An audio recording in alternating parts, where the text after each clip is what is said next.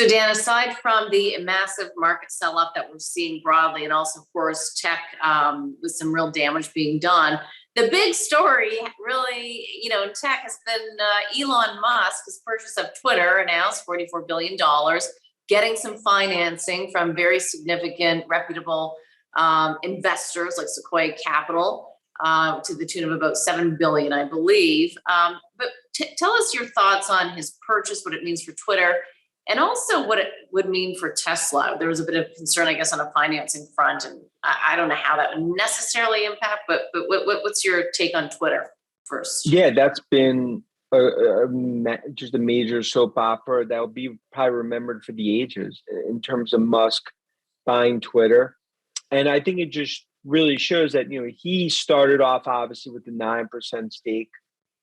Board thought he ultimately would maybe just get onto the board, eat cheese and crackers in the boardroom, and everything would be fine. But as we know, that's not the way Musk operates. Twitter has been a massive underperformer for the last decade. There was an opportunity to own Twitter. And look, Musk being richest person in the world, leveraging essentially part of his Tesla stake, he's spent about 20% of his net worth on Twitter. And, even though the price he pays is a bit of a head scratcher, it's hard to bet against Musk in terms of what he's done, obviously, at Tesla and SpaceX. It's been an overhang on Tesla just because of the distraction factor potentially being the temporary CEO, as well as leveraging his Tesla stake. But as you saw him bringing in Ellison, Sequoia, Fidelity, and other kind of who's who, it shows Musk is not just doing this alone in terms of turning around Twitter.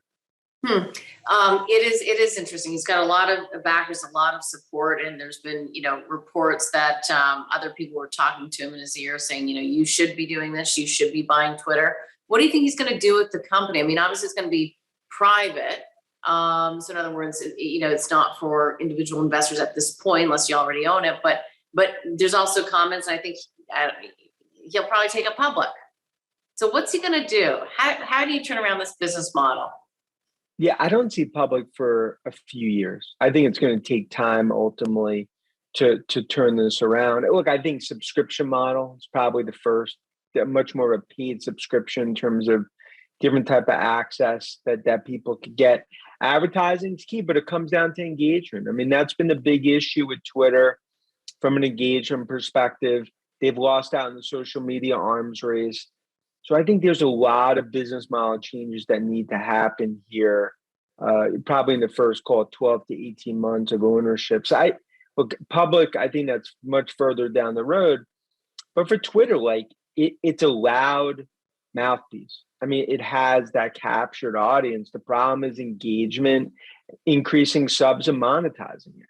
Mm-hmm. And I think subscription is probably the first step that Elon's going to go down. Do you see his purchase of Twitter and a strategic change and focus impacting any other of the publicly traded companies? Well, that's been the issue, right? He is the hearts and lungs of Tesla, as well as SpaceX. So any distraction from him is sort of a worry in terms of, for obviously for Tesla. I do also believe that, Musk owning Twitter will eventually be competitive more to the likes of Facebook, TikTok, and others. And that's all going to play out over time. And he's had the golden touch, right? So it's hard to bet against. He likely bring Dorsey in the mold in some capacity as well. Mm-hmm. What are your thoughts right now on Tesla? Look, we're bullish on Tesla. Obviously have been for the last decade.